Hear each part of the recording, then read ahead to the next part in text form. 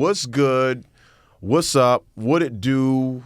What up with it? What up, though? However you say it, wherever you're from, thank you for joining us. I am one half of this co-hosting team, and I'm Steve. And I'm Liz. Over there, that beautiful lady is who? I'm Liz. Yeah, my wife of 19 years. Get your own. Get your own. Get your own. Remember the old commercial? No, my brother. You got to get your own. And this handsome gentleman joining us, our first guest, we are so excited, so happy, and privileged to be in the presence of someone who's touched our lives in such a tremendous way, right? Yes, definitely. Tremendous way, right? This gentleman in the middle, Dr. Stephen Hodge. Yay! Hello, everybody. Hello. Yay! It's awesome to be here. Yay! Now, we don't have all day, but we could talk about, Grace Worship Center. We could talk about the multiple churches that you have, and we could talk about the many ventures in Africa and the book and the doctorates and all of those good things and the music and all of these things. I think I just did that, didn't I? You did. A little bit. I just did that. Scratch the surface just a bit. But we're glad to have you. Yes. I'm glad to be here. Yes. This is my pops, y'all. That's our It's dad. awesome. How cool is that? It's awesome. It's awesome. How cool is that? It's awesome. How cool is that? You know what's funny? Taking this in, we talked about when we were getting married, and we had the first thing that we said, Mark, remember we talked about this? The first thing that we seen when we did our counseling for marriage, Right. we walk in there. We still don't know whether it was red or blue. I guess he's going to help us out. But there was a big whiteboard, monstrous whiteboard in his office, and it said 51%. Yep. And we had no idea what it was until he broke it down, and that was the success rate of, not the success rate, the divorce rate for people who got married at the time. And this is 2005, 6. Yes. 2006. 2006, 51%. And was it red or blue? That's good. The board? Yep. No, The marker. The marker, was it red or blue? We can't remember. The marker was red. Do you on still purpose? use that? I still do. On purpose? Oh, okay. Yeah. Intentional. Yeah. Okay. That's him. He's a thinker, thoughtful. But he got us over the broom per se, got us married. This was the guy, took us there, let us know that we were prepared and ready, to jump over the broom. And, once again, for you who are watching and listening, feel free to like and subscribe. Hit that button, boom. And if you, once again, subscribe to this idea, this institution of love and happiness and struggle and strife and and all the things that come alongside of it, you found the right place. So thank you guys for being with us. All right. We're gonna have some fun. Yep. Try to keep it loose. Okay. Try to keep it loose. All right. Ready? You got it? Yes, I'm ready. Y'all ready to do temp check? Let's do it. Okay. So, let's do it. what's a small splurge that makes you irrationally happy? A small splurge that makes you irrationally happy. You're the guest, sir. A small We'll let you splurge. set it off. A small splurge that makes you feel Super good. Oh. Yes. So you do this. You get the guacamole at Chipotle. It takes you somewhere, I see right? where you're going. I see where you're going with this. Okay. Yep. Well, I think that thing that makes that happen, that small splurge, I would say it is when you have an accidental aha moment when you need it. Right on time, huh? Yeah. And it just gives you a good conscious interrupt, and it just kind of makes your day everything that you need it to be. Okay. I expected that from you. Yeah. I expected that. I expected that. What do you mean by that exactly? I expected that. That's if you know about pop, that's a pop answer. So now that's your appetizer. That's what you get when the good Dr. Bishop walks in. A little sprinkle. I won't listen. I'll keep it simple. For me, it's my weekly trips to the masseuse. I knew it. That's my splurge. I knew it. That it makes me feel fantastic. It resets me. It calms me. It soothes me. It sets my mind at ease. That's it. Even though Angie ain't here, shout out to Angie. We miss you. Yeah. All right. Miss her I'm dearly. putting up with other people while you're not around. But no one can take your place. No one You're does it like fantastic. you, girl. No one. Right. And massage envy, I don't know. Right. It ain't it. 1, 2, 3. Not it. Sorry. It is what it is. How about you, my love? So I often get pedicures. That's my thing. Like, I love a pedicure, but it's an added splurge when I get my nails done because I can do it myself. So, but I love every few weeks or so going and actually getting my nails done as well. I dig it. This might be week 4 of me saying this, but with your hair up, I love it when your hair is up. I get to see your beautiful face, all your features, Thank you. Yeah, you look good. Thank you. Get your own. That is so sweet. Get your own. All the time. Get your own. Get your own. He's not exaggerating when he says it's been 4 episodes. Yeah. Oh, you see the biggies? Mark, you see the biggies? It's intentional. It's intentional. I wanted to ask you, by the way. Yes. I wanted to ask you. There's been different iterations of the Big East Conference. What one do you recall? I don't, because I don't follow it like I used to follow it. But what was it when you were coming up? Who were the teams in the Big East when you were coming up? Syracuse. Oh, wow. St. John's. Okay. UConn. Yes, sir. Providence. Amen. Rhode Island. URI was in the Big East? Yeah. Okay. I think so. They're going to come for you if it's not true. I know. But it's all right. I know. Okay. And I think Boston College. Boston College. Wow. Yeah. Wow.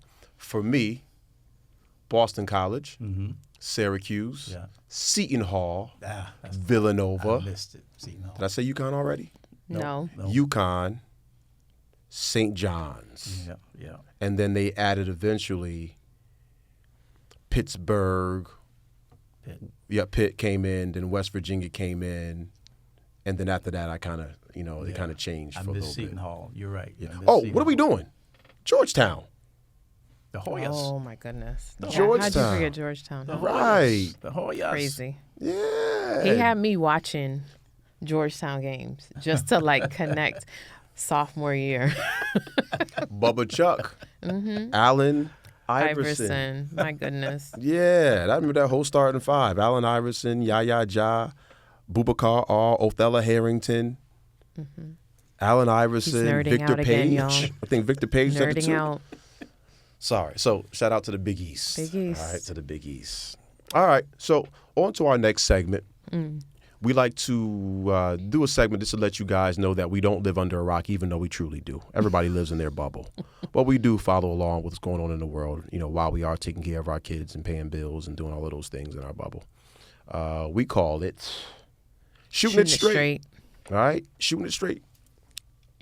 There it is. It's a bit of a fiver, right? We'll all have an opportunity here to weigh in on these topics. There's no true time limit, just to get things flowing and let people know that we are, adept, aware, in tune, if you will.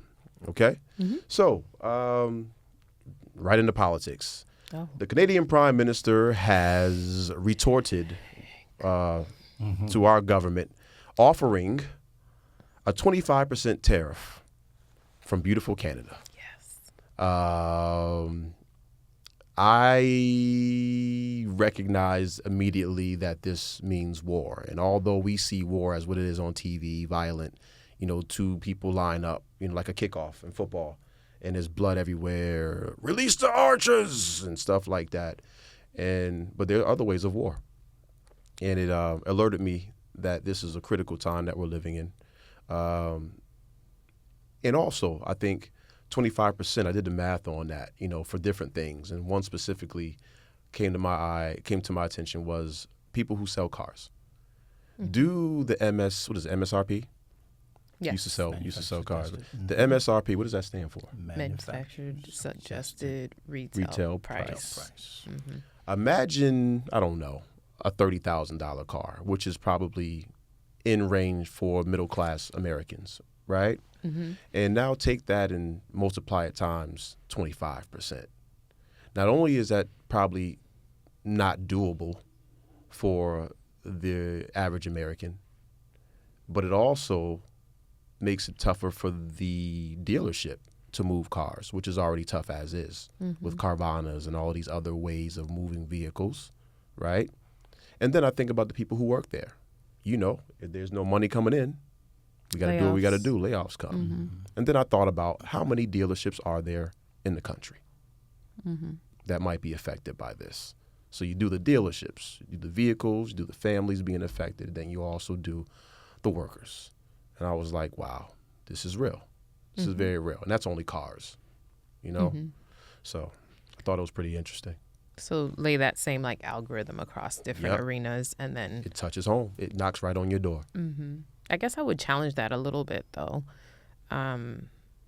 because America is bigger, better, faster, or that's their assumption, right? And so them financing whatever that tariff might be, assuming, because the assumption is, right, like that's what Canada is now mandating. So does that mean that that's what other countries are if they're not in allegiance with? No, what that means is that all the things that we buy from them are now at 25%. And Right. some of those things are cars. I think there's some minerals and there's a couple other things that we get specifically from them. Right. Okay. That we'll feel. And, you know, when we were watching it, he was pretty much warning us, like, I'm so sorry, I got to do this to y'all. Yes. So I'll get to that next. So I think just thinking about Americans and the American way, the ones that want to buy cars will find a way, and they will finance however it is that they plan to operate, because that's just how a lot of people move. If we're considering like the middle class and we're thinking about where they're at, I think they'll find a way. But that in itself is a problem, because then that means that we're financing things for longer stretches of time, or taking money from other spaces that maybe we shouldn't be. And I don't even want to go into like all of the implications of like money and management and all of those other things, right? Because we drive pretty old cars, but they're paid off, and that's right. And that's how we move. So that's not our philosophy, but there are so many people financing. So I get it. So I did want to just challenge that, because hopefully, right, we'll all get smarter about how we're spending this money when we recognize that that money isn't stretching the way that it typically would. But in regards to the prime minister and what he was talking about with those tariffs and all of that, right, my first thought was like, okay, we're in trouble.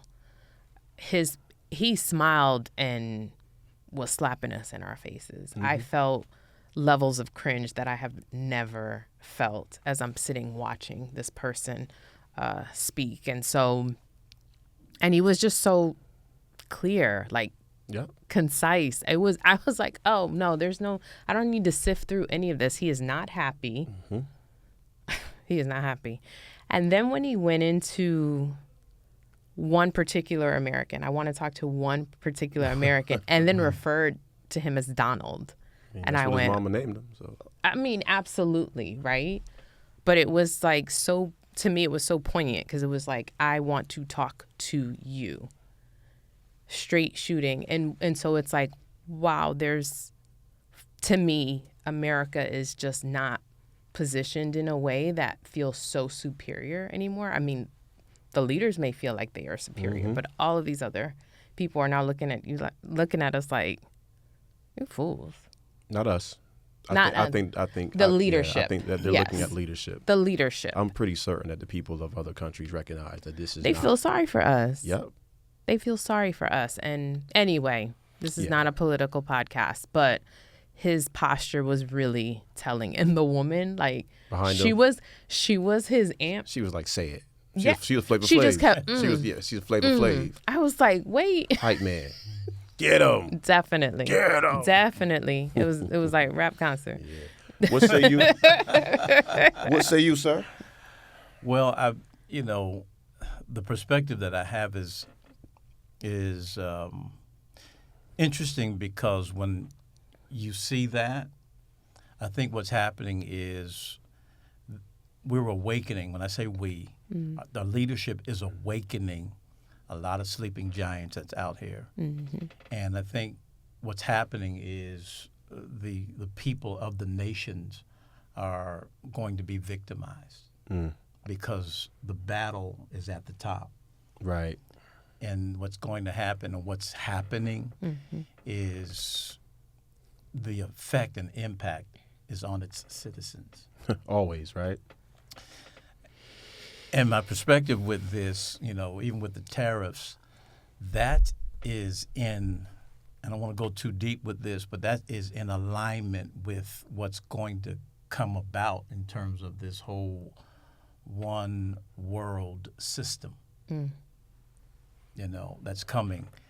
All of this is a predetermined thing that's going to happen, and I think it's going to cause people, Americans and others, it's just going to make others become more creative as well. Okay. The more you pressure something, Right. you actually provoke it to become different so that it can adapt to what's happening. And so even with the cars, As a scenario. yeah, there are areas, cities, and cultures that don't need them. And it's going to affect the economy. Yeah, definitely. Yeah, man. Yeah. Yeah, man. I want to, that's look, hey, you know what? Not a political pod. Number 2, Kyrie Irving's injury, all right? Different note. As we know, Kyrie just tore his ACL a couple evenings ago. And I guess in context, it stinks, right? It stinks. It flat does. out. Any athlete, if you've ever played a sport, you give everything to it. You prepare your body, you prepare your mind, you prepare your heart, you prepare your skills, all of this stuff. And just like that, freak injury happens out of your hands. And you have to negotiate rehab if it's in the cards for you, because some people are too old. It's done. How old is he?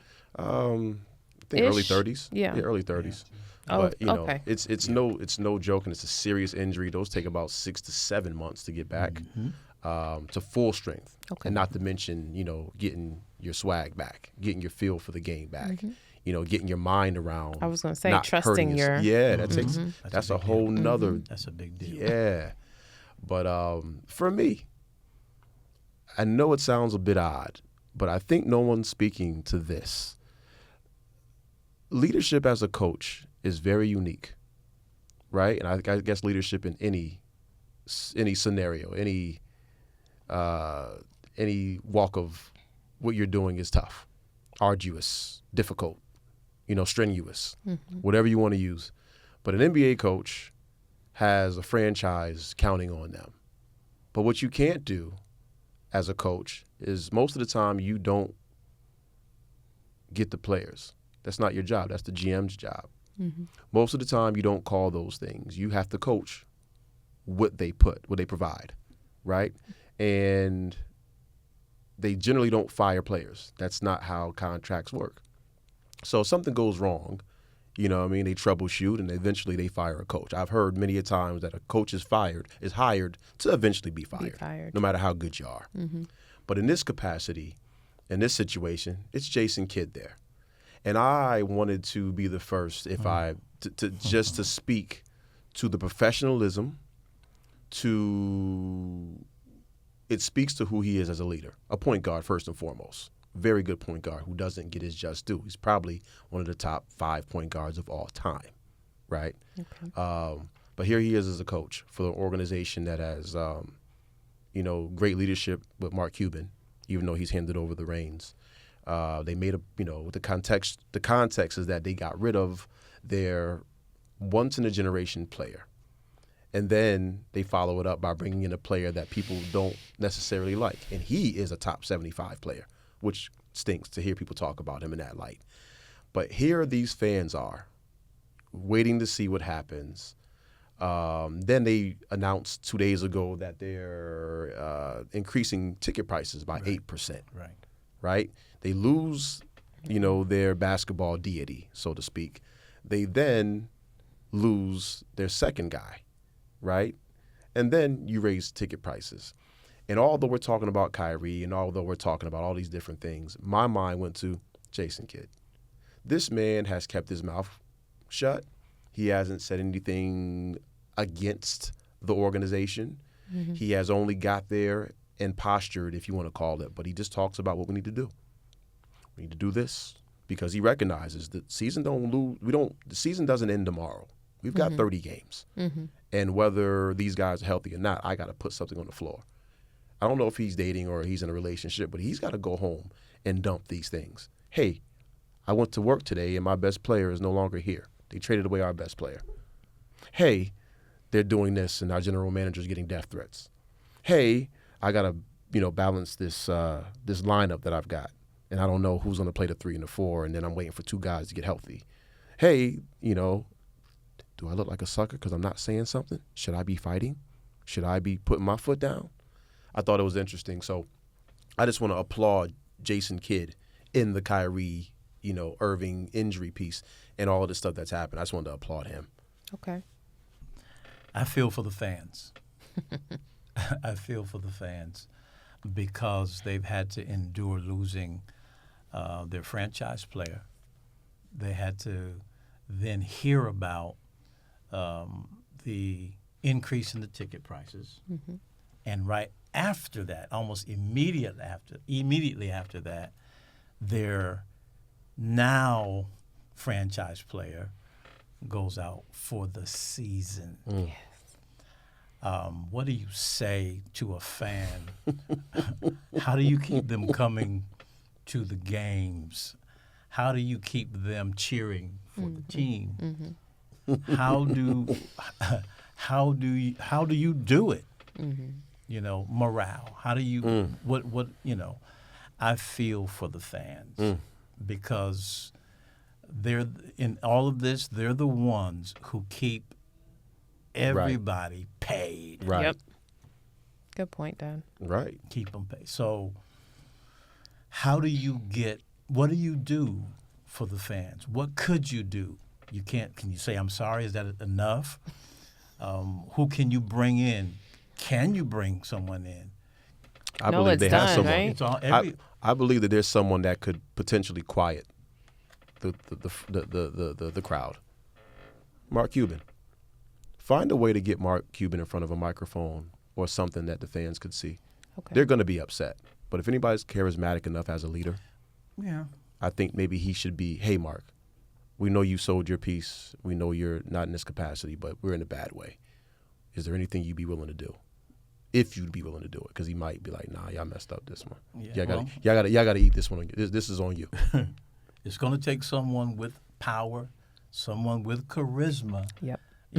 Because you can't just politicize this. You can't just talk about it. Mm-mm.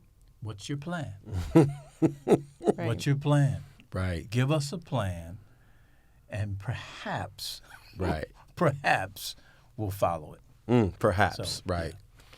Do you think that Jason Kidd has enough of, I don't know, charisma or I'm trying to think when I've heard him speak in certain spaces, I think he does the political thing pretty well, right? Yeah. He's well-spoken, he'll give a pretty objective stance, et cetera, et cetera. Do you think that that's enough, or his presence or whatever he has to say would be enough, not necessarily for the fans, but for the team? And in support of the team. I think this will be I'm going to answer it like this. Okay. What a fantastic time to turn cameras on if you're a documentarian. Oh, right. If you do documentaries, get in there. That's a good perspective. Get in there and see what that looks like, because this is a moment that I don't think, sports fans have seen, at least in the public eye, right? I think it'll be fantastic to capture it, chop it up, edit it, and see that, And I bet you a lot of organizations would love to see that, because you never know when it could happen. So, but no, to answer your question, I wouldn't wish this on anybody as a coach. Right. Okay. I wouldn't wish this on anyone. I can imagine that he quit in his head a couple times. He's rallied the troops. He probably tried to do that. He's probably had, I don't know, you guys, I don't know. Hey guys, come to the house for a cookout. Let me galvanize this crew. Right. But they got agents and and people in their ear, and this is tough. Right. And that's so. I wouldn't wish this on anyone. And how many games? It's like 23 I think they're coming down or the stretch. 24, It something might like be that. like 20 left? plus. Yeah. Okay, yeah. Coming So down the stretch. Survive. Just survive and go on vacation, brother. can you imagine, like, that's a lot of games to just survive. It's been done, though. Sure. It's been done. And now, even more so is Anthony Davis. They got to shut him down. We forgot about that part. He I didn't plays forget about 3 of the best quarters he's ever played in his life. Game 1 and goes down. And then he got hurt. And now with Kyrie out, it's like, we're not making a playoff push. No. Shut it down. They better start. They want to give these tickets away. It's gonna Go be- to the schools. 8% increase. You can do that at this. Absolutely. I mean, I guess you can do whatever you choose, but Absolutely. And you gotta support the Cowboys after that. Right. Yeah. Ooh, Dallas. Ooh. jab, jab, jab. Who, buddy? Black eye. Ooh, interesting, right? Yeah. All right, finally. Okay. You guys know what Bitcoin is, right? Yes. You know what Bitcoin is, right? I'm not really sure where it is right now. What is Bitcoin? What is it, Mark? 136,000 per coin? It might be like 80. Okay, 80. I was way off. Sally, Slippy, Swippy, Samsonite. I was way off. It's at 92 right now. 92K. It's hit 100. It's hit 100 before. So there's a gentleman from England, in England, attempting to buy a landfill. I'm assuming he's got a couple bucks. He's attempting to buy a landfill. And why? He mistakenly threw away a hard drive that had now worth 800 million worth of Bitcoin on it. Uh-oh. So, what do? Oh man. You're trying to, do you dig it out? Do you because the people who work there, that's not their job to dig through. I don't know how many years ago you forgot this. I forgot how many years. I'm sorry. So you mistakenly threw this out. I don't know. Let's just say 5 years, just for the sake of it. It's not their job to dig through and sift through yuck. Wait, no. Hold on, let me finish. No, It's I got not their clarifying job. questions. It's not their Okay. job to do that, right? Mm-hmm. So he said, you know what? I'll buy. He's trying to buy the landfill. And I'm saying to myself, 800 million Bitcoin. I think I might try to buy it. I would Take out a loan. Oh, I whatever didn't. it I was takes. hoping that wasn't the question because sign me up. Right. You right. need help, right? I Right. got you. So I thought it was interesting. I don't really have much to talk about regarding it. But if you got 800 million on a Bitcoin hard drive somewhere, I strongly suggest you find a way to get to it. And even more so, I thought to myself too, can you imagine all the workers? Everyone's taking their break. Hey, why is everybody on their break? Everybody's digging through. They're like them folks at the beach, just trying to trying Right. to scan Everybody's for trying gold. to get to this hard drive, man. Interesting. So, sign me up. That's all I have. But okay. So, just for clarity, there was like an old.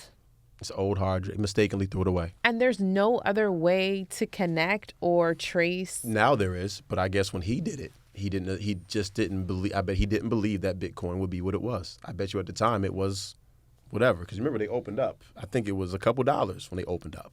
Okay. You know what I mean? So who knows how long or whatever. But he's just like, wait, hold on.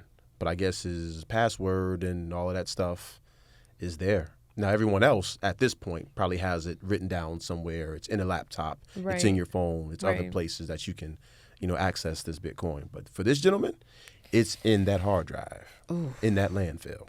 But it's probably not. If I got it, if I have that money to spend, I'm going to spend that money to find out it's not. And then I'll sell it back to you. I'll sell the landfill like back to you when I get my hard drive. It's about to be a split deal. Like you're gonna have to contract a whole bunch of people to help you figure this out. You're not getting that 800 million. Not alone. I'll give you 100 million. I'll put 100 million out for some workers. So you thinking 8 people? I got 8. Nah. Oh my goodness. Interesting, right? Yeah, that is interesting. Yeah. But the thing that I'm smiling about is, of course, I know this is not this type of a show. That's okay. Go But it ahead. reminds me, there is, in the Bible, there's a story that is very similar to this. Really? Okay. Tell Very us. similar Really? to this. Yeah, and I had to pull it up here. What you got? It's really, What you got? really it's in the book of Matthew, right? And it talks about, gives an analogy and through a parable about what the kingdom of heaven is like, right? And it talks about it's like a treasure that's hid in a field, which when a man hath found, he hide it, and for joy thereof goeth and selleth all that he hath and buys that field. Boom. Right? and Boom. buys Dead the on. field. Buys the field. Dead on. That's Interesting. Yeah. Dead on. Yeah. He sells everything he has and he buys the field. No one knows why he's buying the field. Everybody think he's crazy for buying the field, but he buys the field because he knows there's a treasure in it. Oh yeah. That's good. That is good. That's That good. is. That is good. You see that connection? You see He that? probably shouldn't have told us. Well, Right. Shouldn't know. well, that's this what right I'm now. saying. Like, because now I'm telling you, why are the The workers price is taking? right? Yeah, Let's the get price it. is right. Like they'll Let's sell. get it. Let's get it. Wow. Let's get it. But I interesting. what That do I know? was- But I do believe that maybe if he's got that kind of money, there's got to be a way to contact who you purchased from. There's got to be another way. There's got to be another To way. trace, right? I'm gotta like, be. it's 2025. There has to but be. in he didn't purchase in I know, 2025. I understand that. I'm just saying. Okay. Yeah. Yes. Okay. I'm making connections to us not being able to get our iCloud off the old phone and whatnot. So okay, yeah. I get it. But That is interesting, man. That is some interesting stuff. if there was some form of if there was some criminal activity or some way that they would find a way, couldn't they find maybe a way? maybe he's a smart man. Maybe he said it on purpose. They were maybe investigating maybe someone something or- will. Maybe someone. You know what? I'm a hacker. solve some sort of case. I'm a hacker. I can do this. Yeah. But I'm gonna need. Well, of course. someone will It's come out. 800. It's 800 million. Oh, I'm gonna need I'm gonna 700. need. It will draw 95 of somebody- that. It'll draw that person out. Yeah. It will. Yeah. Somebody who has the capability of buying a landfill for an 800 million got it. Bitcoin hard drive probably has it, Right. and is probably intelligent enough to realize what they've done. That's what I'll leave it there. He's probably smart. Laying seed. Yeah. So man, that No, right? I'm telling y'all that Said is it's never coming back. never coming back. That is Pops. That's my favorite segment. It really is. We have a good time with it because Okay. it's really telling that there's humor in some of this nonsense that we live in real time. In real time, life provides humor. But today, we had a really good conversation yesterday about this. This topic, or what we're going to discuss, is near and dear to our heart. But it's simple. It's light. Once again, we're here to help. We're here to inform. Edutainment, if you will. Edutainment, if you will, to connect with people. And once again, we believe in this marriage thing, and some of the good spoils of marriage is children, recreating, making other people that can make other people that can make other people that can, Right. And we've got two of those other peoples, that we live with. Potentially, yes. Yes. Yeah, we got two of those people that we live with. Freeloaders that they are. Broke besties. Broke besties. What are the one that you seen say? The meme that you seen today? With the guy that was going out when she said I made a person that hates me, but looks just like her daddy. looks just like her father. That's our daughter. Can't stand me. Looks just like. Yeah. So, hacks. Parenting hacks. All right? Parenting hacks. Things that we can help you out with. Yes. Okay? We don't always get it right, but we have actually struck gold a few times. It was unintentional a couple times. Sometimes we tried it and it just works. But either way, So we kept we've it. got a couple of good stories to tell that will probably or hopefully help some of you out there, help when you are raising these babies. Raising these babies. Now, meanwhile, I'm sure the gentleman sitting next to me has a a lot to say about raising me. I wasn't a bad kid, but let's let him tell it. yeah, that's not. It's not. We'll save that for later. Let's let him tell. We will save that for later. So, by definition, what is a hack? All right, it could be a couple different things. I heard this word early from the communication or radio world. When someone was really terrible at their job, they were called a hack. He's a hack. He just spews nonsense. He don't know what he's talking about. Oh, okay. He's just a hack. But in this case, informal. They've right? spun the the definition. Right. How about that? We do that all the time, right? What's a hack? Informal. A usually simple and clever tip or technique for accomplishing something familiar. A usually simple and clever tip or technique for accomplishing some familiar task more easily and efficiently. Yes. All right? Like not a trick, but something that helps you get something done, helps you be more efficient, right? And Lord knows when we're raising these kids, we have ample opportunity to mess things up. But there's also ample opportunity to, oh my goodness, aha. Let's try revise this. Yeah. Yep. Let's make this a little more efficient. Yeah. He didn't really respond to this. Let's try this instead. There So a it lot of is. trial and error in these spaces. Yeah. Boy, do we know. Oh my goodness. We are living it right now. As you see the gentleman next to me shake his head, he understands how this works. Yeah. His hack was simple. You want me to give you a hack? It was a black and white hack. This hack was a 32 waist. It said 32 on it, sometimes 34 on it. And it was usually leather. That was the hack. Boy, did it work. If you don't know what I'm talking about the strap. Okay. Yes. Talking about the strap. I'm talking about the belt. I'm talking about stop playing with me. All right? It was an objective, beautiful, but Lord, you know what I mean? And for me, when I was getting my butt whooped, thank you for the butt whoopings, by the way. I haven't did one day in prison. You're welcome. Never been arraigned. Never been arrested for nothing domestic. But no, that's a Mace reference, y'all. Come on, hip hop guy. But thank you for them beatings, spankings, whoopings, whatever you call them. Beatings? Well, let me tell you why it was only a beating sometime. I'm the eldest, which means that I got a young, strong, and I tell my brothers, he was losing some of his zeal. He was young, strong, and in shape. He was driven. There were other things happening. Do it again, and you gonna feel the fire. Do it again. I was like, no mas. No, I'm joking. Guys, I'm joking. I was a good kid. I really was. Dramatics. Right? Was I a good kid? Is it my turn yet? It's your turn. Please just take over. I think there are some things that. Act right. We on camera. Okay, I'm gonna do my best. Tell the truth, Dad. Do my Tell best. the truth, please. Well, what was passed down to me was the rod of correction. I was told and shown that what is called the wisest man ever.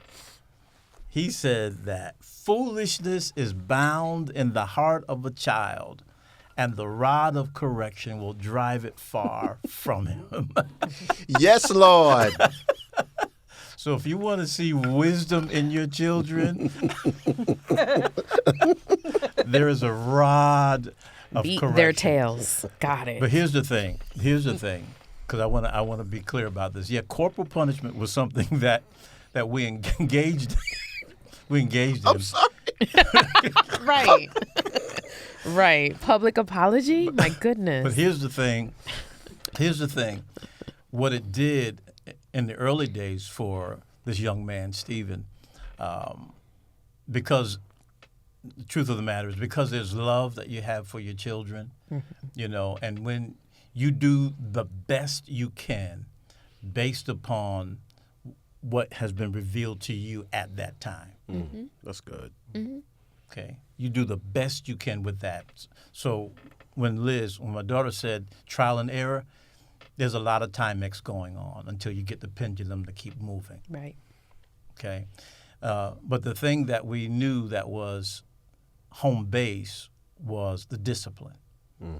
And so when the line of discipline or when the line of guidelines was broken, we would have to enforce the discipline, which is we want to get obedience, right? So you enforce that discipline. And it was with, I used the belt. I know today, Right.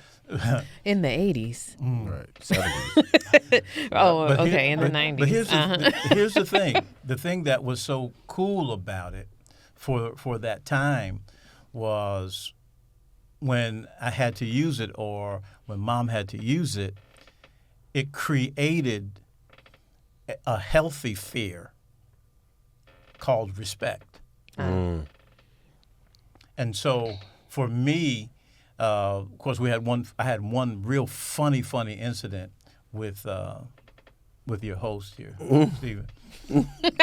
One funny, because it has been established about this enforcer that I would use. He took off running one time. Wisdom, right? Wisdom. He ran in the house, and I had never seen this except on cartoons. He ran out of the room, down the hallway, into his room, and as a base runner would slide into second base, he slid in one slide under the bed. I don't know this story. And it was like he was sliding into second base. It was so smooth how he did it. But I say that, and I'm saying it in fun. I say that because it created a healthy respect until the rod of correction didn't have to be used. It was here. I was able to use my voice, and that became the authority that established what was necessary. Mm-hmm. And then I would say something that they would always laugh at, okay? I would say, okay, when they would do something wrong, I would ask them, okay, so then what should I do? And they would say, let me tell you something. Beat me. Okay, that's off the table. Because let me tell you something. We taught that. That's a mind thing, man. That is some type of psychology. That is because you throw it back on their court. We recognize something just happened. What should I do? That's it. Mm-hmm. Yeah. Right. But that was our culture. I'm grateful. I have never had any issue with the law. Discipline was not my thing. You know that. I don't know whether that was from the help of the enforcer, whether it was Kenneth Cole or Tommy Hilfiger enforcer or whatever enforcer you purchased. I do know that, it was a healthy respect, and I'm grateful. So, I don't subscribe to the soft, sorry I said it, y'all, to the soft culture that we are living in, that we are, that we're, it is what it is, man. We don't hit our children. What? No, I'm joking. We jokingly say, like, it's not off the table. Yeah, it's not off the table. Saving a child, nothing's off the table. Right. But we don't. It's not what we do, but it's not off the table. Right. Okay. They need to know. I promise you, we're not talking. That's not what we're here for. But I knew he had some stuff to say, and I thought it was funny. I appreciate the spankings, whoopings, correction. I appreciate all of that. Made me a better man. Ironically, I was very rarely hit. And that makes sense. That explains a lot. Translation, folks. Right? No. So I wasn't hit. I can probably count on one hand, like how many times. On one hand, that was good. Oh yeah, that was good. Yeah. But I also think that there are other forms of discipline, and so I guess what I'm getting at is there was a lot of like taking away, or grounding. There were a lot of groundings. There were a whole lot of like, you go figure that out. You go away. Mm-hmm. So those things. So in some ways it was like, no, I wasn't getting hit, but there was some emotional but can we just talk through this? Mm-hmm. And that wasn't always happening. And so I think, there's a lot of different ways, and I also think my parents probably had a lot of the same ideas, but because they had been hit culturally, you know, they opted out of that, but didn't really have a replacement, or the replacement being, you know, whatever. So I think it's really interesting because we don't hit our children, not off the table, but just thinking about, well, what other ways would we go about that? And it requires a different level of thought, and it does. It does. Yeah. And some kids need certain things that other kids don't. Some kids respond to, and we'll get into that. But I appreciate you. Yeah. I appreciate you too, because appreciate you. Appreciate you. Husband. Discipline is my thing. Yes. So we're going to share a couple of moments where our hacks were successful. Yeah. And in some of these descriptions, please forgive us if we get a little emotional. Please forgive us if if the nostalgia floods our tear ducts, if you will. Raising kids is a tough job, but Lord, it is so fulfilling.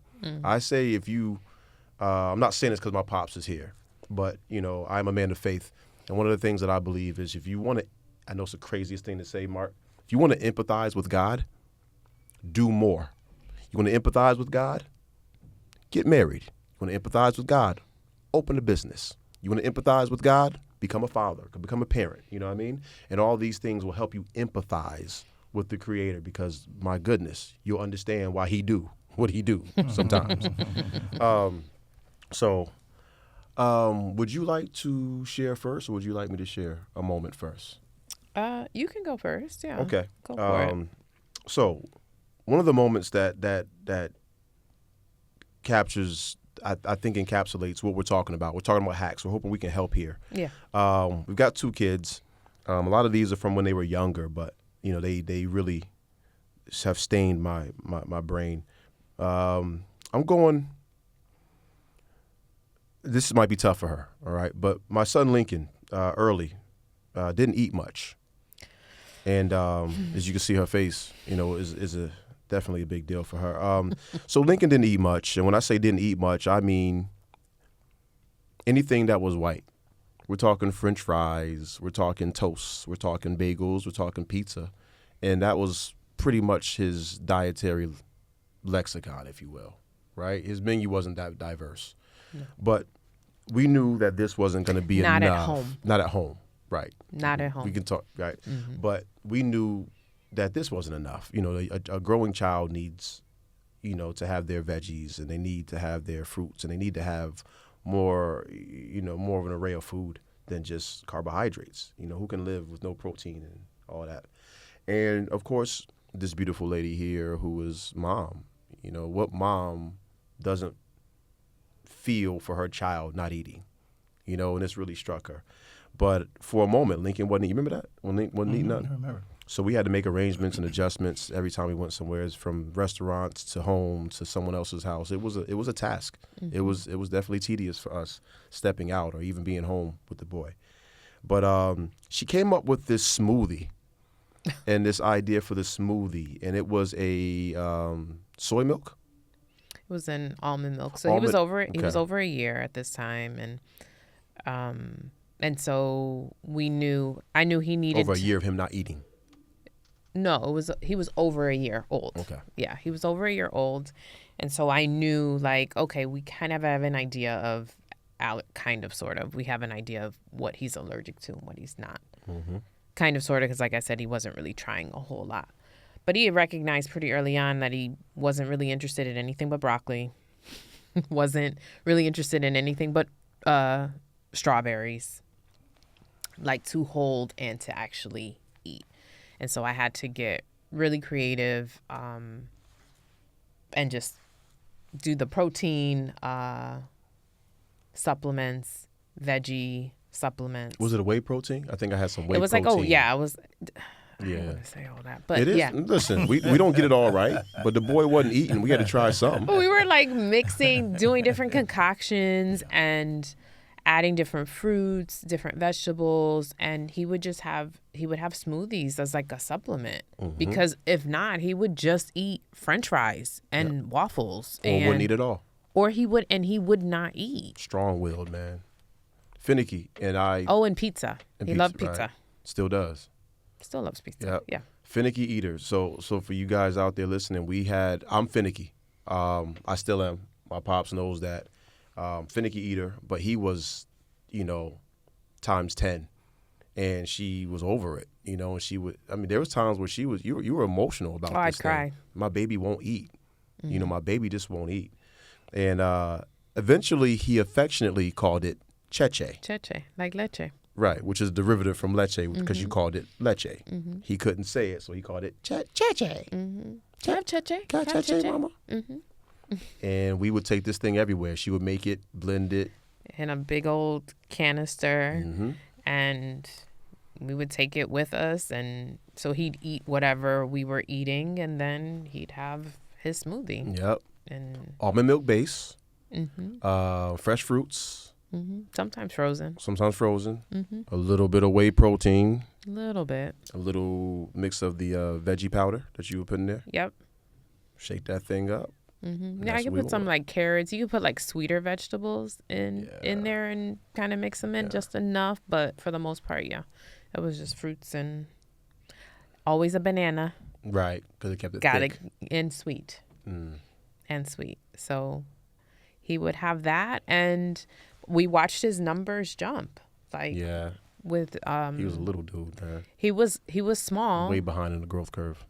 And yeah, and so we would see, like, there was never really a question of like he's not getting enough of this or that, but I was like, I know he's not eating. Yeah. I know he's not getting what he needs. Nobody can live off of. You did a fantastic job. I think back to that. Because it came to you. You had to do something. Really smart. Yeah. It was so. A lot of this was Miss Jackie. That was his. Shout out Miss Jackie. Yes, to Miss Jacqueline. Or Jacqueline. That's what Lincoln called her. Miss Jacqueline. Yep, his provider at the time, who was like, "Don't worry about it. Here, just give him a little bit of this, give him a little, a little bit of that. Make sure you put the applesauce in there, and make sure you do certain things, just to make sure he doesn't get, stopped up and whatnot." And so she and I collectively started to do certain things. She was really helpful. I can't take full credit for that. Awesome. Yeah. Awesome. Well, now, if you're listening out there, you're watching, we found out eventually that he was congested and that his adenoids. He needed his tonsils and adenoids. Eventually, we had that surgery. And after that surgery, he was able to taste, and I guess it was better for his nose. And I didn't know that all that stuff played a part into him being so finicky. And once he started, what is it, 2 or 3 months after, he started to try after more he healed. things. Yeah. Yep. And next thing you know, now this boy eat every hour and a half. He's still picky. He's picky. He's definitely picky, but he eats more. He'll try more, which is beautiful. He's still kind of funny with like, I made him try some mashed potatoes. I wanted to beat him. It's a texture. It's a texture thing. Yes, for him I too, know. though. Because he started gagging, and I'm like, really, dude? He didn't make that up.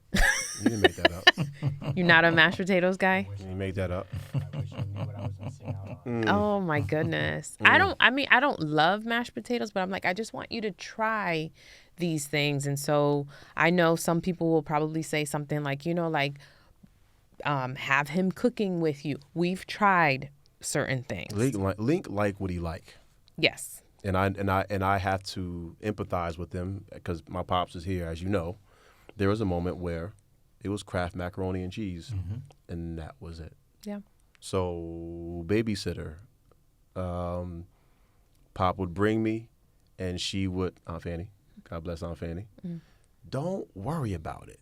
I can make some hot dogs, and she really tried to offer her assistance. Like, this is a kid. And Pop was like, I'm trying to tell you. But go ahead. Go ahead. But open that bag, box of Kraft mac and cheese with the powder, the fake stuff. That was good.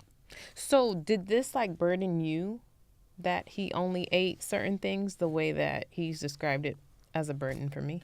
Not so much. Okay. Because I was a picky eater myself. Okay. So it wasn't. Came down the line, It wasn't so much a burden, but for Mom, it was a challenge. Okay. But not so much. Because, coming from the old school, from coming up, we knew it was going to change. We were told it was going to change as they got older. Mm-hmm. And we believed what they said. Mm-hmm. It did. Okay. And it did. Yeah. Eventually, it did. It diversified. As long as the biggest thing was that their health was not in jeopardy, Right. and being that it wasn't, we were okay. Okay. Kraft mac and cheese is what it was for a while. I think it was a trust thing too. I think there's something going on with that, but we could deal with For that. you? Yeah. Okay. Yeah, eating other people's food in their house wasn't gonna happen. It wasn't a thing. It just wasn't gonna happen. Okay. So yeah, we figured that out. The boy eats all the time and eats us out of house and home. He probably thinking about eating right now. Time for bed. Well, he did ask me the other day. He asked me if he could start packing a lunch for school Okay. because he doesn't always like the snack, and he was Right. like, and they kind of changed up some stuff, and he didn't really like what they had. So I love that he has that sense of autonomy and wanting to, Yeah. come up with his own meals and things like that. But I was like, we can pack snacks. You're going to eat lunch there because I want him to be still exploring and still doing and trying new things in the school space. Maybe we can meet him halfway. There's 5 days. That's in a why I week. said Maybe we snack. can That's why I said snacks. Maybe we can do 2 days or 3 days, and then the other 2 you got to eat what they got. Would you like to take on that challenge? I'm finicky, so I empathize. Because I know I what it's like don't to want to be take that challenge I on. But just know what it's like to be Okay. at school, and that's a long time to be there, and you don't eat, and you're running and jumping, and it's like I'm hungry. I'm gonna be all right, but you know me. We went to high school together. It was chocolate chip cookies and tater tots. I don't drink milk. I'm not eating this nasty pizza. I'm not. It was rough, and you trying to hoop and go to practice, and you ain't getting home till 7. It was a lot. It was a lot. I get it. It was a lot. Okay. Yeah. So try the smoothie for you guys out there with younger kids. Try the Lizzie smoothie. The Lizzie smoothie. Let's not patent that, but The Lizzie smoothie. It might help you out. let's not. Moving on. Let's go to Link the tornado. Uh-oh. Link was a tornado. Ah. Our son was a tornado for a moment, as most kids are. Ages 3, 4, 5. They got Sorry. their toys. They got their things. It can go from wanting to draw, and then all of a sudden, I don't want to draw anymore. I want to play with this toy. I don't want to play this toy anymore. Now I'm doing this, and now 30 minutes House later, is a wreck. house is a mess. And it's a tornado. They run through it, and my wife, she get to it. She raises her voice when she needs to, and she's trying to keep a clean house, as most moms are, right? And a 3, 4, or 5-year-old could care less. That's not on their priority. He's 7. He still doesn't care. Right. He's getting better, though. Okay. He's getting better. He's getting better. So I don't know what I think it was the coach in me. It was the coach in me. And it just, one day I said, you know what? Link, give me my phone. You've got 2 minutes, whatever it was. I'm going to put 2 minutes on my phone. You've got 2 minutes to get these things up, or I'm going to, whatever it was. I don't think he's seen it as a potential punishment. He's seen it as a challenge. Competition. And his eyes would get big. Is it ready, Daddy? Go. And he would knock this stuff out. I'm serious. I'm Sonic fast. I'm Sonic fast. I'm sit right. How much more time, Mom? Yep. Oh, And he'll get back. How much time I got 10 left? minutes. I mean, 10 seconds. Yeah. Oh, next time I'm gonna do it in this, and it became a thing. That's how he worked. That's how he worked. So, that's a simple one for you guys. But maybe you've got a kid who's competitive and likes to challenge himself. Maybe that's a way to get him to clean their room. Set that timer up, and eventually we didn't have to. Now we still have to ask him to clean his room and things, but it happens a little easier. Oh, yeah. And if I have to reestablish that time thing, I'll do it. Yeah. It works for him. Definitely. It works. Nice. It works. Should we get Cheyenne? You want to get her? Sure. You want to get on her? Sure. Get her. Get her. Get her. I didn't. My hacks aren't specific to like the children, or excuse me, they're not specific to one particular child. These are just certain things that I do. So I want you to to talk a little bit more about. Oh, cool. I'll knock it out then. Yeah, Cheyenne, if you don't mind. So Cheyenne, paint the picture. Long day of work. You know, you can see the picture. Man coming home tired, and as soon as he hits the key, puts key to lock, opens the door, he's home. You know, so there's a different space of mind. If you're a man, it's a different space. You know, attacking the world is one thing, but when you get home, it's a different energy that you have to be prepared for. But I walk in and I can hear both of them going at it. You know, there's serving volley. You know, and I'm just like, what is happening? But it's not coming from the room or the kitchen. It's coming from the bathroom, from the restroom. I'm like, what is going on? It was after dance class. Right. Got the dance, and I said, you know what? I'm going to jump right in.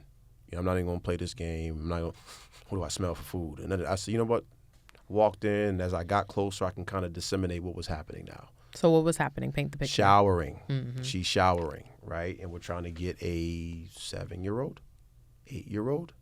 I don't know how old she was, but she was fairly young. And you're trying to get these kids showered. You know, we're parents. We're trying to get these kids don't care. We're trying to get in the shower, right? And we had been struggling. You got to do this, you got to do this, you got to do this. But tonight, I can tell my wife was tired. She was over it. She wasn't with all of this. Cheyenne is, she's returning. And I walked right past y'all. Yeah, I walked right she past was them. 8, almost 9. Yeah, okay. So I walked right past her, go in the room. And I'm like, what's the problem? But I just kept going. Take my clothes off, disrobe, throw on some basketball shorts, and hop in the shower with her. Let me show you how to do this. So I hopped in the shower, and I took the loofah, relathered it with some soap, and we both lathered up. And I said, let's start at our feet. Let's start at our feet. So we start, at the feet, at the toes. You do it now, baby. She did it. All right, let's get your legs now. Come on up. Get your areas. All these things. It doesn't mean that she got it right all the time, but I think the gesture and the taking the time to teach was cool, but also now that I can hold you accountable. I can hold you accountable because now you know how to do this. And it also gave my wife a moment to go breathe because she was ready to choke slam this chick. So it gave us some time to breathe, but hop in the shower sometimes if your kids, if you got to put some clothes on, or if you don't, whatever, it's your children. Hop in there and show them how to do it. And that could be with anything. Show them how to do it. That way you can hold them accountable. This is how I want the floor swept. This is how I want the dishes washed. This is how I want your bed made. And that way you get to teach. And I think teaching is, we're both teachers in essence, but I think it's a great way to, that's a hack right there. So I do want to give the context, right? Stephen was Cheyenne's shining star. So he could say certain things and she can receive them in ways that when I would communicate the same things, they just weren't being received. And I think that that's still present in some ways as well. Yeah. And so for him to jump in that moment, for context, just know he was her best friend. That was my girl. Yeah. We were inseparable for a while. So I want to make sure that we're naming that. And yes, and so thinking about it, I want to say she was probably 8 or 9, and that is, for her, that was when she started to shift. And become more independent. And that's fantastic that you said that, because I guess in this world that we're talking about hacks, some things may work from certain parents. Right. You may be able to. Yes. It may not be you. You may think of it, but maybe it may come from the other parent. Yes. So, I mean, she's 15 now, right. And in a lot of ways, I'm like, yeah, you need to say that to her. I think I'm thinking it, but you need to be the one to communicate that to her because she's not hearing it when I say it. Teamwork. You got something. I see you shaking. No, this is all good. It's establishing. I think my whole thing is about the culture of the house. Each child, if you have more than one, they're different, and sometimes as parents, we think they all should be the same, and we try to make them all the same, uniform.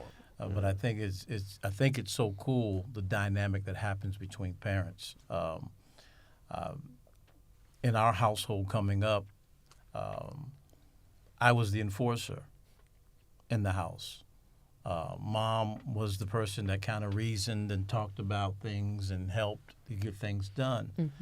But if it didn't get done after her attempt, then you wait till your father comes home. You know what time it is. And it was that. So I was seen as such, you know, and off the beaten path just a little bit. Because I was seen as such, then what had to happen was that Mom had to then reconnect me to, because we had all boys. Wow. She had to reconnect me to them emotionally. Ooh. You know, because my thing was, they're okay, they're fine. Because I was the enforcer, so they would see me as such. So when it was time for that, they would kind of not be around me. And Mom would say, you just need to kind of go in the room. I said, they're okay, they're playing. No, just go in there. And that became a little awkward for me at first. I remember the first time going in the room and just standing there, and it was like awkward. And I'm not sure which one of the boys said something, but one of them said to me, Daddy, why are you standing there? That's B. That's B. And I was just there. But it was, the wisdom was, it got me reconnected emotionally to the boys. You know, one quick thing, and then I'll hand it over. One of the things, one of our sons learned differently. Learned differently. And I'll never forget this, and I'll share this with you, to the audience today. You know, it came down to the report cards. And yeah, when they had the report cards, right, it came down to it, and there are certain grades that determine whether you're going to pass or not. I went into a meeting, and I'm talking to the principal and the vice principal and the teachers, right? And Mom's there. And here's what happens. They say to me, school year's just about done. They say to us that all he has to do is go to summer school. I know who you're talking about. Go to summer school, and he'll be able to pass to the next grade. Everybody's okay with this except me. And I say, okay, how many months do we have in the whole school year? I think it's 7 or 8? How many? It's 10. It's 10. Okay. I said, okay. So you tell me that if he doesn't make it every quarter for those months, but if he goes to summer school for 6 to 8 weeks, he will be able to pass to the next grade? It's silent in the office when I said that. I said, it doesn't make sense. Then I says, okay, let's just go to school for 2 months. Right. Right. And it's quiet, pin drop quiet. Okay. Mom's embarrassed because I said that, right? Right. It's a whole thing, right? Right. But I needed to say to them how unfair that is. And then I finally wound up by saying this. I said, it's unfair to my son to communicate to him that he has nothing, he don't have to do anything for 10 months, and then in 2 months, he'll be able to pass to the next grade. I said, that's unfair. It's unfair to him. Not going to let it happen. No summer school.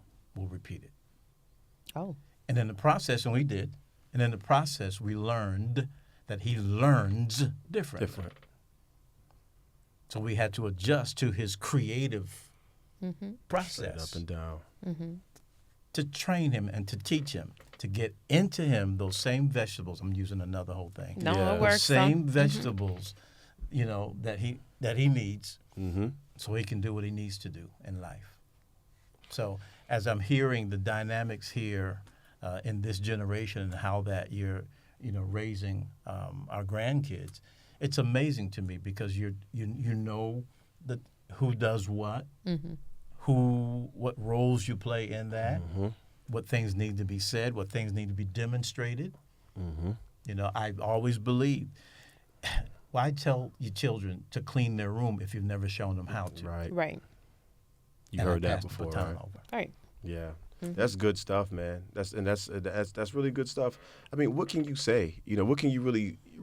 It's an imperfect science.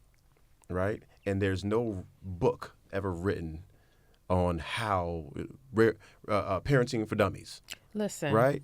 we not brought there. that baby home, and I was like, Wait, what? who trusted us? I remember you. No, she said this. I really was like, wait, why? Yeah. Why are they trusting us with this little Yeah. this person? Right. Wow. Wild, Yeah, but that's yeah. And the emotional part. You spoke earlier about the emotional part and mom challenging you to do that, even though she may not have thought it out that articulate, but there was a reconnection that needed to happen emotionally, and that shows you the awareness of a woman, which is beautiful. Absolutely. And yeah, and I think this one here was these last two were really a connectivity. You know, they're hacks. You know, they can be used, but there was a connectivity that happened during these. You know, for all parties involved, and it wasn't just a matter of being, charismatic. It wasn't a matter of being too tough on them. It wasn't a matter of just getting something done, but you could see a change in all of us while it happened, and it was beautiful to watch. One of our favorite ones to tell, people, married people or people with children as we connect, is our daughter, who when we potty train. Oh, okay. Yes. So at the time, we're no fools, guys. We're here to help, and we're edutainment, as we say. We're here to help, and but we're not here to tell all of our business. We're not doing that. We tell you what we want to tell you, but we believe this can really, really help. Okay. But potty training. It was fun. North Hollywood, broke as a joke, working poor as we call it. Working poor. Get up and go do it. Come home tired. We weren't working that summer. No, we weren't. That was the That was the summer Okay. that I was scrambling to find a job, and you had the conversation with the unemployment judge. Oh, that was that summer. It was that summer. So this was on the That summer. heels of Oh, so that. that was early. It's early. Yeah. So we had just arrived in L.A. from Connecticut. She is right. She's right. And hot summer. AC is trash. It ain't doing nothing Doesn't in the even valley. work. Yeah, the AC, it ain't doing nothing in that valley. It ain't even making a dent. And we realized that, this is the little bit of money that we got. And we got to eat. And we got to do this, that, and the third. What are some things that we might be able to cut? What are some things that we can do without? Like, that's where we are. That's our truth. That's what we were. And we were like, these diapers cost. These diapers. I don't know what weekend it was, but it was a long weekend, right? As in we had the Saturday, Sunday, and a Monday, if I'm not mistaken, or whatever it was. But it was a 3-day weekend. And we're showing our age It was here. it was July. So I want to say that it had to have been like The 4th or 4th something of like that. July or something like that. Yeah. Because So- I remember it being July. Okay. Okay. Good memory. So what we did, Pop, we went to Red Box. Red Box. All right. We talked about Blockbuster, right, Mark? We talked about Blockbuster. So They still have Redbox though, don't they? in the hood, yeah, certain places. Oh, okay. So we go to Red Box, get all of our favorite DVDs because we didn't have cable. No. Right. By No that cable. point, no. No. So we had a DVD player. Go to Red Box, get some $1.99, rent 3 or 4 videos or whatever the amount allotment was, 3 or 4, right? We get out of there, get some snacks, get some food, and we said, no more diapers for Cheyenne. We are going to lock in for these 72 hours, and we are going to strip her naked, and then that way we can police this, and we're going to get this done. We were ironclad. This is happening. She's going to get potty trained because we can't do these diapers right now. And our daughter at the time, she liked to hide. And we tried the onesies. The pull-ups. The pull-ups. The pull-ups. And we were like, this is a wiser older person said, knock it off. You're giving them training wheels. You got to just do it. And that kind of inspired us. So 72 hours, Red Box, a little bit of food based on what we could afford, and we stripped her naked. She had a T-shirt on for 3 days. And her thing was she would hide behind a door and go.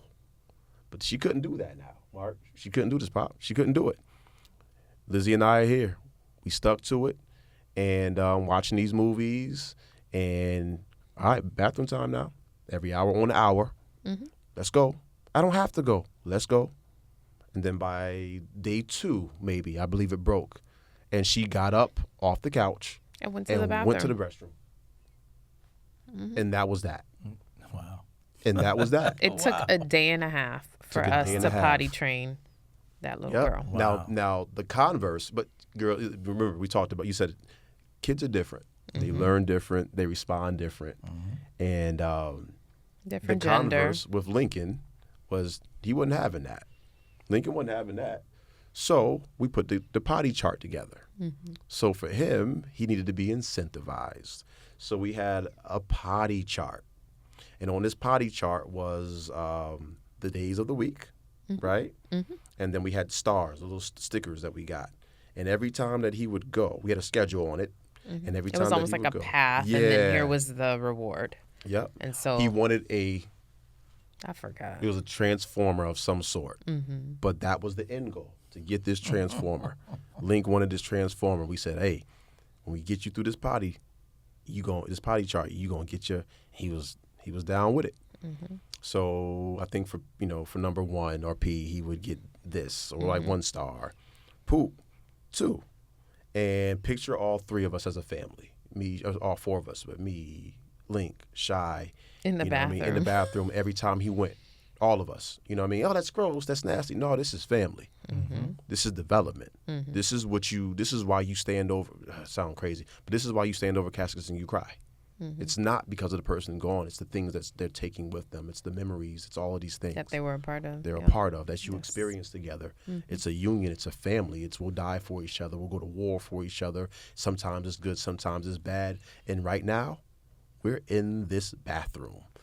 And he goes number 2. And it was like, let's go! Yeah. Big chest bumping. Boom! Let's high five, boom! Let's go, Lincoln! And it took them about 2 weeks, right? 2-3 weeks, way longer than our Cheyenne. daughter. But they learned different. It was different for them, but we got it done. So there's a few hacks right there regarding. That's creative. That's great. And I think we kept the potty chart for a while. We kept it a while because it was like a shrine. At some point, he would just like, I did that. He likes to see what he's accomplished, and so they tend to last a little longer for him. And it was an experience, definitely an experience. I would say. Yeah. What you got, love? So I've got some short ones, but I want to say first, like, my parenting style really leans into secure emotional attachment. That's a huge thing for me. Like I said, just talking about how I grew up and wanting to do some things differently. And so a lot of where I am really leaned into discipline as the kids were younger. But as they're getting older, it's now building that trust, like Dad was just talking about, and wanting to be available, be accessible to them. And having the privilege of being home with them has really helped that as well. And so I want to say that. So I have a few things that I try to do. So one of the things that I found is when they were younger, I would say, like, don't cry, or why are you, I would say, like, don't cry, or tell me what you really need, or, things like that. And now I've given them language. We've talked about this before. Like they have the vocabulary, and it's like, what do you need from me right now? And so Lincoln knows I need a little help, or this really hurt my feelings, and he'll say those things and he communicates them. And it's like, okay, so now I can determine how much is warranted, how much I need to give in to what he's talking about, but also be able to, you take the space that you need right now and trying to create that balance. And so that's one of the things that I'd like to do with him. I've ramped it up a little bit more with Cheyenne because now I recognize that I am a safe space for her. And so there's a lot of times when she's saying certain things to me, or she's wanting advice, but not really asking for the advice, but wanting my perspective, or wanting me to give an ad lib or my commentary around something, even though she never really asks for it. And so I will now ask certain things like, okay, am I just listening to you? Or do you want me to chime in, or is this just a venting? Like, let me know what you need, because what I had found is around 13, 14, we were like, woo, bumping heads that's big time. And so just learning to be really direct about what it is that we need, but first front loading them with like, hey, mom can do a bunch of things, but I can't mind read. So let's talk about how we're going to communicate. And that's been really, really, really helpful, I think. Oh, no, it has. Our kids are emotionally intelligent. Yes. And I think with anything that you have, anything that some people are born with certain things, and I think you develop them throughout life, just walking in the places you go, people you experiences, the environments and communities that you gravitate to or involved with. But I think with them, you specifically being in the home, a lot of this stems directly from you. This is not me blowing smoke, but a lot of this stuff, the work you've put in, you could see it, and it's tangible, and you've heard it, not just from me, but from other people. And when they may not be talking to you directly or about what you've done, but people tell us about our kids. Oh, yes. We got some compliments. Yesterday I was talking to someone. They were talking about how empathetic, yes, that is the word, that Cheyenne is. And I thought, oh, wow, we doing something all right. So, yeah, that's definitely a big thing in our home. Other thing, and I learned this in teaching, right? So when kids have big feelings, it's often because they don't have the words. So again, it's tied to that.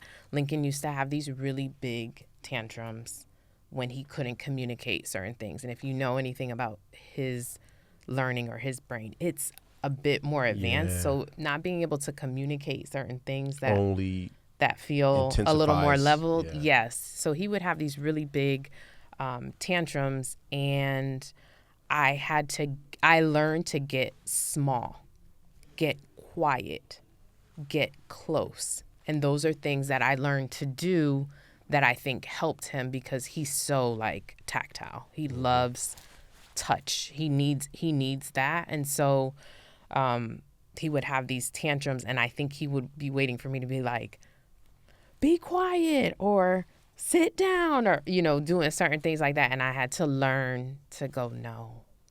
So you get big, and I just get close. Whisper something whisper something in his ear. Can I hug you? Can I hold you? Yeah, mama. And, and just having him. And I will tell you, we don't see a whole lot of those big emotions anymore. But we do. There are still moments where he's like, but I'm mad at you. And I'm like, okay, come here. And bring it in. Not on the converse, but thinking about our daughter, she will like push back on so much of that. But I have learned, oh, no, you need the hugs too. And so I'll tell her, like, I'm going to hug you. And if she doesn't want it, I can read that. You can read that. I can read that. And okay, that's cool. But 9 times out of 10, she wants it. She wants it. Yeah. She wants it. If I could just add a little bit to it. Go for it. I don't know whether it's taken hold yet, but I discussed this with you as well, Lizzie. I talked about the 3 H's. We're in a stage, my daughter and I, just for context, not to be telling our business, we're in a stage where I've opted to, I tell my wife this, to protect, to provide wisdom, and to be present if I'm needed. She doesn't see me as the safe space that she sees for you, which is okay. And I'm glad that we're in the home. Some families don't have that. So kids go looking for it elsewhere, But with me, I use the 3 H's. So when she hops in the car, I know she's overstimulated. She's tired. She's hungry. She's got all these things. And she's stinky. Yep. A little stinky, too. She's an athlete. Fast, too, boy. That girl fast. Boy. I saw some meme, and it was talking about how teenagers are all of these things, and they stink. Yeah, right. It smell like the back of Wendy's. But she got in one time, and, I've only done it a few times. But before she drops this big thing on me, because she does it to you, and I'm just like I know she's not generally doing this for me. So when she does it, I'm grateful for it. Right. But she wants to talk about these things. And for me, for her, it generally means social. She's a girl. She wants to drop the social stuff. And I'm a man, and I don't really care for those things, but she's still my daughter. So I finally needed some clarity, and I wanted her to understand that I'm a man too, and I also want you to understand how we work a little bit, because eventually you'll be with a man. And I said, can I interrupt, please? And she said, yes. I said, 3 quick things. You don't have to tell me now. I said, but before you go into your story, do you want a hug? Do you want to be heard? Or do you want help? And she took a second. Don't coach me right now. I don't want to be coached. I just want to she talk. never wants to be coached. And it took about 2 or 3 minutes, and finally she just jumped into it. I just wanted to say it. I said she wants to be heard. Okay. Cool. Do you want to hug? Do you want to be heard? Or do you want help? Because that means that I can respond. Mm-hmm. So I dig that. I don't know where we're going with that, but hopefully that ends up being something that helps. Oh, absolutely. Yeah. Absolutely. She hasn't worked it up, but we have talked about it. So she's working up to having meatier conversations with you. Yeah. I also know that in this moment, wisdom is not something she's seeking. Right. So she steers clear Right. of me a little bit right now. And it's fine. We can play off each other. Exactly. What you don't have, I have. Yep. And what I don't have, you have. Awesome. Sorry. No, you're fine. I threw you off here. No, it's been fine. And so these are all these couple things that I just shared are really based off a real tumultuous time with Cheyenne. And so as I'm learning with our daughter, I'm growing with our boy, and vice versa, learning the things that I use with him, I could still use with her. I just have to tweak it a little bit so that it aligns with who she is and how she receives the messaging. And so it was interesting. This is something that I've done with both of them, and I still do it. I guess we'll call it kind of fun, but right, I don't tell them. A lot of the time I don't tell them what we got going on, you can't. for the week, for the weekend. I don't, so-and-so is we're planning this play date, or we're going to go to this thing, or so-and-so's got an event or something like that. I don't tell them, because I don't want you to be disappointed if, for whatever reason, because a lot of the time, Dad, you're here, but a lot of the time it's just right. Stephen and I. With Germany. And so, Germany after the war. And sometimes the times just won't work, or there's something, and I don't want to put something out there and then I can't deliver the way that I need to. So I learned pretty early on that I didn't talk about it until the day of. Mm-hmm. And so that I actually learned from your sister. Shout out TT Erica. To TT Erica, right? So, and she had said that, you just don't tell them. And then you don't have to worry about questioning. You don't have to worry about meltdowns. You don't have to worry about those things. Because if they don't know, then they don't know. And then when they do know, it's a nice surprise. But I will say realistically, for the most part, so I'm saying that 95% of the time, that's my method. Yeah. It still is my method. Yeah. But there are times where we're leading up to something. Grammy and Pop are coming, or it's so-and-so's birthday, or we're going to celebrate here at the house. And so what I've done is I've created calendars so that we can do the countdown. It's counting down to Christmas, but it's for whatever the event is. And that has actually been really helpful for our boy, because then it's a lead up and it's not how many more days, it's go and count. Go count. And you can figure it out for yourself. Right. And so that's been really helpful as well. Yeah, that's right. I have seen calendars all over the place. It would be an impromptu, yeah. Mark the X link. Yeah. Handle the bit, just doing that for someone coming to visit, or It's interesting how we handle that too, because with her anxiety increases as she gets closer. But telling her does give her some time to kind of negotiate these things. And if there's a meltdown, then cool. Where the boy, as dad, I don't always subscribe to that. And you say it works for you, don't work for me. When it's time to go, put your shoes on. That's the man, right? Put your shoes on. And with the boy, he'll ask where we going. Shoes but he'll do it. And Lizzie's but with me, she'll be like, he don't do that with me. No, he gives me a really hard time. Put your shoes on. Nope. Put a sweater on. Oh, we going outside. All right, let's go. So yeah. And my daughter, no, you can't just do that. I need this for my need makeup this. and my hair and yeah, she needs a whole lot of prep. We've learned that she needs a whole lot of prep. She needs a whole lot of front loading. There's a whole lot that has to happen. She needs analytics. She needs all the demo. She needs all the background information. We're going to the mall. What time are you trying to get there? Yeah. Is that prime time? If it's prime time, no, mom, 45 minutes is not enough time to get ready. Like she has a whole lot of stipulations when we're talking about that. Little girls. Yeah. So there was that. Those were the three. I do want to add just one other thing, and it's something that I learned specifically in raising a teenager, is that I have to pull back too with not my expectations, but my own rearing my own, like, my point of reference from when I was being raised, right? Because there are moments where I'm just like, okay, Liz, you've been a little ridiculous, right? So there was this meme. There's or not a meme. It was a reel, and this on IG, her name is like Hey Shanta. She's some doctor or something like that, and she was talking about what talking back looks like as a Black mother. But it was so funny because so she's talking and her teenage son is like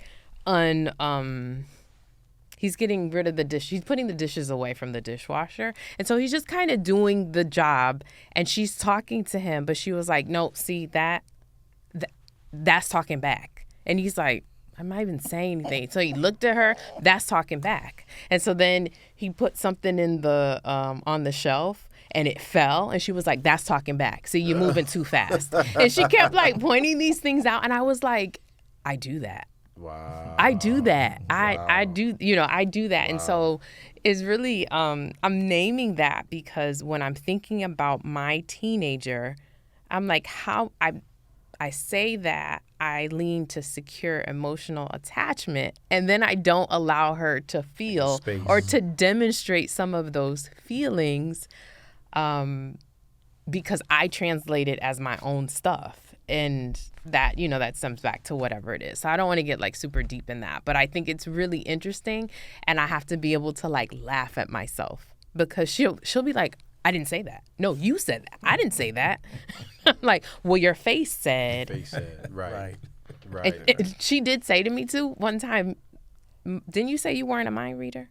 Ooh. And I was like, you better watch yourself.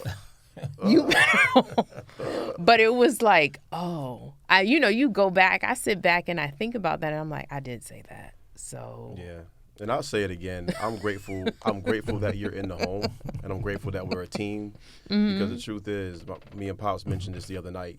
Men are the masculinity piece of us is objective. It's more objective, yes. Right?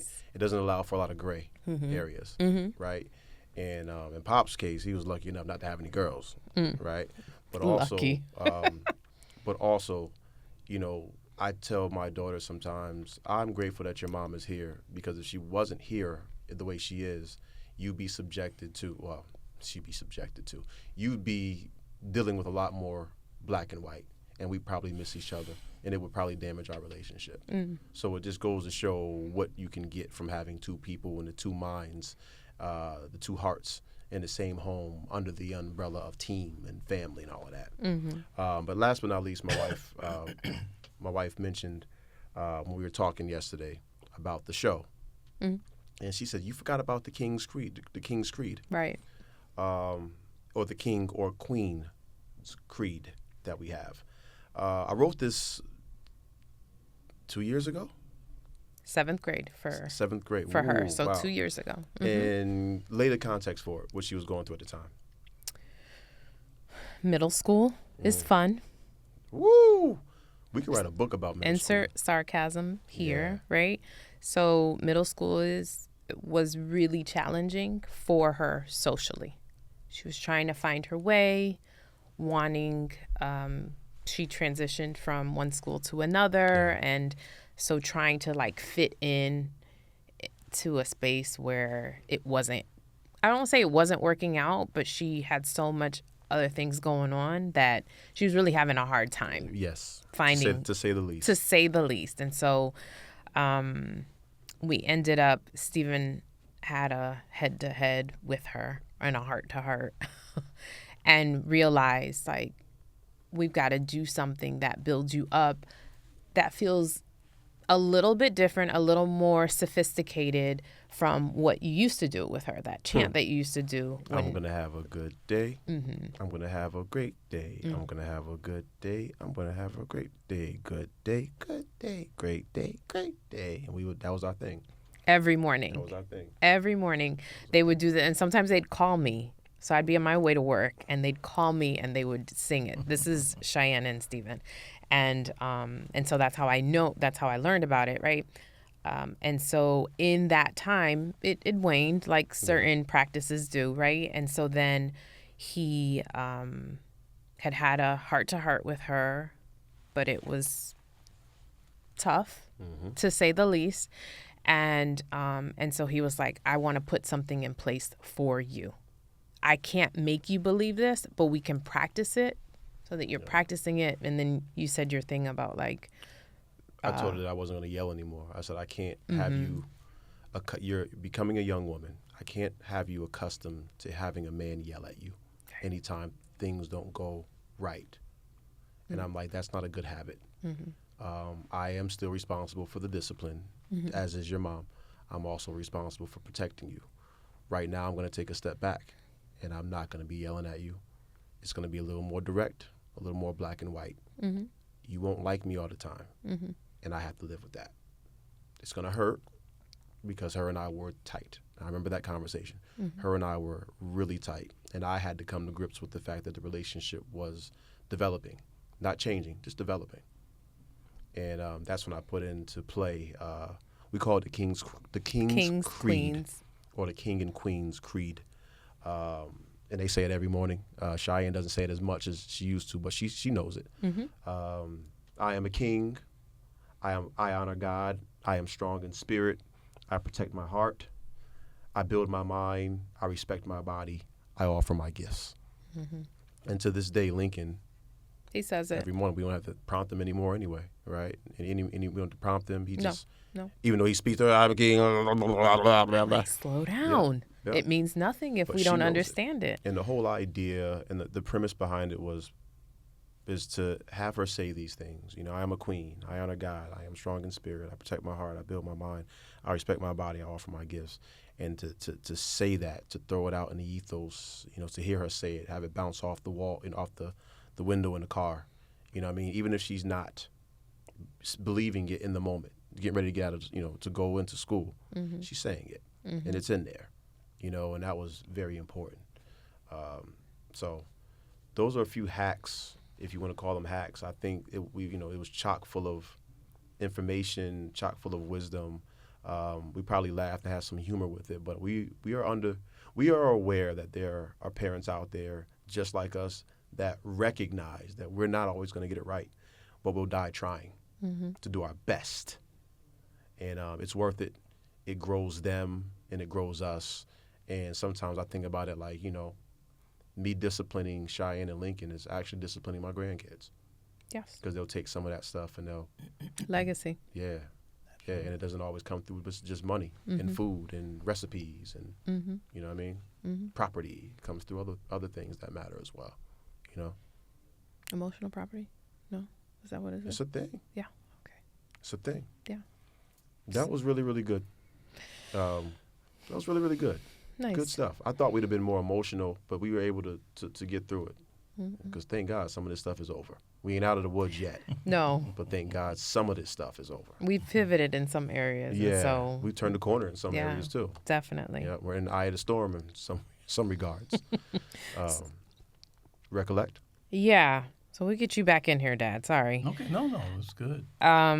So a moment. You want to think about a moment so far. It's so far for us. Maybe it's more reflective for you. Where you thought, I'm doing something right. Obviously in regards to parenting. Yeah.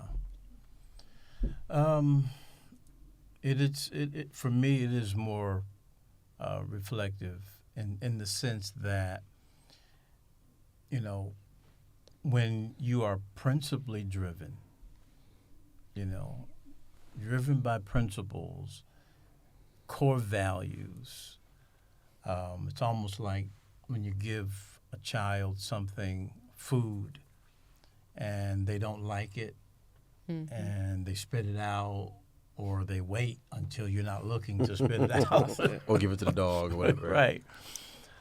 It's that type of thing where you give it anyway. Okay. You know, even if it's not liked, even if it's not appreciated, or better yet, even if it's not understood. Right. You give it anyway because it'll come back later. You'll see it later. And so for me, I lived that way. We kind of lived that way.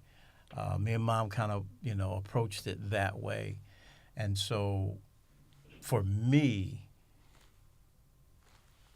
in the stage and state of life that I am now,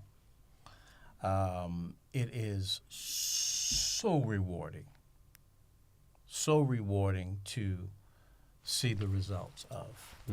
You know, one of the biggest things for me as a parent, was for our children to have their independence without our interference, but on the sidelines if we're needed. You know, and that's important to me, that they're independent. And so that was a goal of mine, that they'll be independent, not having to the pressure to be me, you know, do what I do. But for me, it was the core values that they would have in whatever it is that they do. Yeah. Have character, you know, integrity, those type of things. And so for me, I see it when I'm looking at the kids, the men, and their families, you know. It's rewarding for me. So it's really giving during a time you're not going to get anything back. But then waiting, knowing that there's going to be a time, not sure when, and I'm living in that now. Oh. Yeah, I'm living in that now. 25 years later. See? Just gotta wait, right? Just gotta wait. But some things happen along the way that you Right. appreciate. Yeah, right. Definitely. You get Definitely. along the way. But when you see it established in their lives, and this is the way they live, and this is the way they are, Wins. Wins all the way around. all the time. And so I find myself weeping a lot, not because of any sadness, but man, yes, look at that. Yes. Yeah. They got their finger on the pulse of what's going on in this world, and they're all world changers. Yeah. Incredible. Pretty awesome. Incredible. Pretty awesome. Incredible. Well, thank you for being here, Dr. Hodge. This is We great. appreciate you, man, taking the time. No, It just you guys worked are out like smart. this. You guys are smart. And you worked out. It worked out. Can I say one thing? Of Absolutely course. not. As you know, those who are viewing, I want to say this because I think it's so important. We've been listening to the dynamics here of the Hodges and how they handle and how they're, raising the children. But this whole family thing, I want to say this because as you've heard them articulate what they do, the experiences that they've had, some of the challenges that they've had, successes that they've had and found and discovered. They were engaged. I just want to say that they were engaged, that they sowed, they gave their selves to themselves and to their family. And because of that, they were able to discover the things that they needed to about the family. Many times you can have a busy life and forget about the importance of the family. And you just kind of throw them a bone here, you kind of throw them here, and you kind of, let's go, we're doing this, we're doing that. Because really, it's about me. And the truth is, it's about us. Mm-hmm. And as you've heard and as you've watched these two share, they've invested themselves and in the children and their family. And that's why you hear the kind of things that you hear. And I just suggest to everyone, please invest yourself. And your family is important. Invest yourself. You will discover what you need and how it is that you transact business in your family, emotional business in your family, financial business in your family, mental business in your family, heart business in your family, faith business in your family. Engage, and you'll discover those things that work for you. These principles shared, I'm telling you, you won't lose. You won't lose. They've given us some good nuggets. I'm taking some. Can Thank you you. imagine, Mark, him delivering Incredible. something so eloquent, so heartfelt, and us not telling him that that's his camera? Can you imagine that? Because what I forgot to tell him is that my pops is usually looking directly at a camera. that is his camera. But it's all right because we got editing here. All right. Yeah, and you're going to get what we need. Yep, because that right there would be the one that you was looking Okay. at. Oh, I really? seen he was looking there. I was certainly looking there. Oh, we And have that we're more looking so- there. So we take this. Yep, that's it. Mark said he's got Yeah, it Mark's under got- he's got it under control. Listen, I do not want to step on that, but I want to make sure that we thank this gentleman here. You guys have no idea. I know a lot of people, but I trust 2 or 3, maybe 4, and he's one of them. And it's cool to know that it's my pops. He ain't perfect. And the more I age, I realize I'm not perfect. I'm imperfect. But it's cool to be imperfect if this guy right here is imperfect too. And I dig it. I dig his wisdom. I'm grateful that you show up. I wanted you to hear that. It's on camera. Your greatest asset to me is that you show up. That's the hack. That's the hack. Wow. Show up. Yeah. That's good. That's really, really good. Yep. And as my beautiful woman wrote and didn't say directly, raising humans, we'll close on this.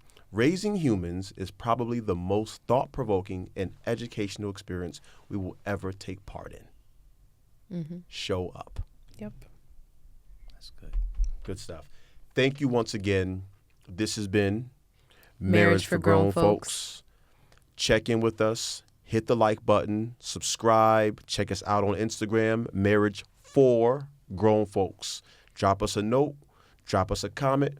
We'll get back to you, I promise. Yeah, we will. Keep it clean. That's my wife. Stop playing with me. Oh, All right. Y'all be good. God bless. peace.